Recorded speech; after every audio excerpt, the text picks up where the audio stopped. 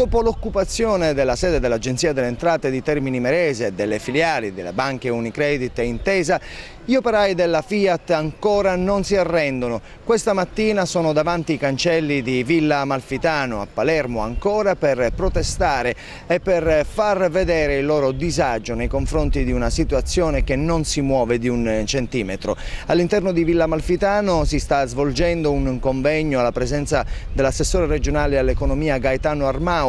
Doveva esserci anche la presenza del presidente Lombardo. Gli operai aspettano davanti ai cancelli per far sentire forte il loro grido. Noi siamo qua stamattina perché la Regione Sicilia assieme a noi ha firmato un accordo il 1° dicembre per la reindustrializzazione di Termini Imerese e per concedere a 640 di entrare nel piano degli esodati.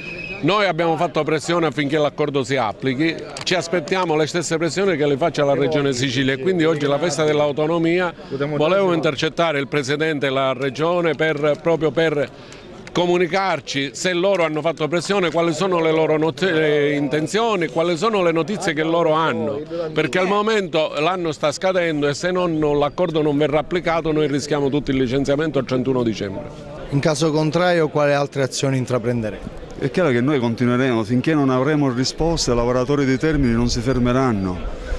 È chiaro che più passa il tempo, meno risposte si avranno, più si esasperanno gli animi e quindi si alzerà il livello di attenzione che avremo nei confronti di quelle che sono per noi i punti più sensibili di questa vicenda.